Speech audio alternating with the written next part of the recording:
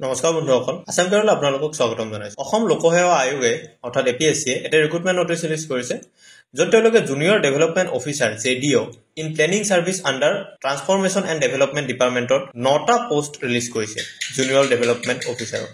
আজি আমি এই ভিডিঅ'টোত তাকে আলোচনা কৰিম। পোষ্টৰ কাৰণে এপ্লাই কৰাৰ কাৰণে আপোনাৰ কেনেকুৱা কোৱালিফিকেশ্যন লাগিব, কেতিয়া এপ্লাই কৰিব পাৰিব, কেতিয়াৰ পৰা কেতিয়াৰ ভিতৰত এপ্লাই কৰিব পাৰিব, কেনেকুৱা সিলেকশ্যন প্ৰচেছ, এই গোটেইখিনি বস্তু আমি আলোচনা কৰিম। বলক ভিডিঅ'টো ষ্টাৰ্ট কৰোঁ। চ' পোষ্টৰ নাম হ'ল junior development officer in planning service under টি&ডি ডিপাৰ্টমেণ্ট, আৰু ইয়াৰ কাৰণে টোটেল পোষ্ট আছে আমাৰ 9টা, আৰু তাৰে 3টা অপেন কেটেগৰী অৰ্থাৎ আনৰিজাৰ্ভ আছে, OBC MOBC সকলৰ কাৰণে 3টা, SCৰ কাৰণে এটা ৰিজাৰ্ভ, STPৰ কাৰণে এটা, আৰু ST হিলছৰ কাৰণে এটা, আৰু টোটেল পোষ্ট আছে আমাৰ 9টা।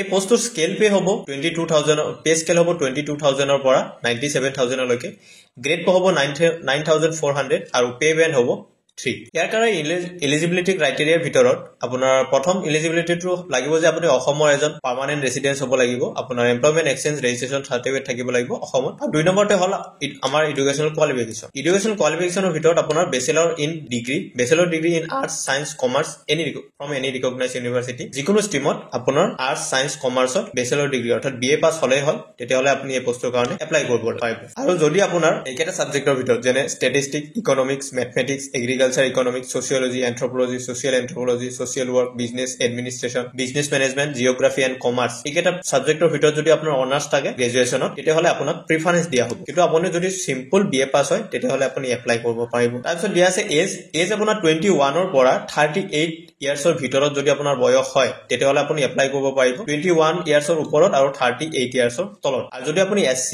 ST OBC যিকোনো ৰিজাৰ্ভেশ্যনত পৰে তেতিয়াহ'লে আপোনাৰ কাৰণে আপাৰ এজ লিমিটৰ যিখিনি ৰিলেক্সেশ্যন আছে গভ নৰ্ম মতে সেই গোটেইখিনি পাব, অৰ্থাৎ SC সকলৰ কাৰণে 5 ইয়াৰ্ছ, OBC MOBC সকলৰ কাৰণে 3 ইয়াৰ্ছ, এক্স ছাৰ্ভিচমেনৰ কাৰণে আপুনি 50 ইয়াৰ্ছলৈকে এপ্লাই কৰিব পাৰিব। যিখিনি গভ নৰ্ম মতে আপোনাৰ ৰিলেক্সেশ্যন থাকে আপাৰ এজ লিমিটৰ গোটেইখিনি আপুনি ইয়াতেও পাব। যদি আপুনি অলৰেডি কোনোবা গভ ছাৰ্ভিচ কৰি আছে, গভমেণ্ট এমপ্লয়ী হয় আপুনি, তেতিয়াহ'লে আপুনি এই পোষ্টৰ কাৰণে এপ্লাই কৰাৰ কাৰণে আপুনি নো অবজেকশ্যন চাৰ্টিফিকেট অৰ্থাৎ NOC লাগিব। আপোনাৰ যি অথৰিটিৰ আণ্ডাৰত আপুনি কাম কৰি আছে, যি চাকৰি কৰি আছে, সেই অথৰিটিৰ পৰা আপুনি কম্পিটেণ্ট অথৰিটিৰ পৰা আপুনি নন অবজেকশ্যন চাৰ্টিফিকেট জমা কৰিব লাগিব। তাৰপিছত এপ্লাই কৰাৰ সময়ত আপুনি যিখন আমাৰ স্মল ফেমিলি নৰ্মছ আছে, ফৰ্ম A বুলি কয়, small family norms form A, সেইখন আপুনি ইয়াতে ডিক্লেৰেশ্যনখন ছাবমিট কৰিব লাগিব। এই পোষ্টৰ অনলাইন এপ্লিকেশ্যন অলৰেডি ষ্টাৰ্ট হৈছে 25 মাৰ্চৰ পৰা, আৰু ক্লোজিং ডেট হ'ল 24 এপ্ৰিল। 24 এপ্ৰিললৈকে এই এপ্লিকেশ্যন চলিব, আৰু 26 এপ্ৰিলত আপোনাৰ ফি পে কৰাৰ লাষ্ট ডেট। আমাৰ এপ্লিকেশ্যন ফি খিনি চাওঁ। এপ্লিকেশ্যন ফি আছে জেনেৰেল সকলৰ কাৰণে 297.20, OBC MOBC সকলৰ কাৰণে 197.20,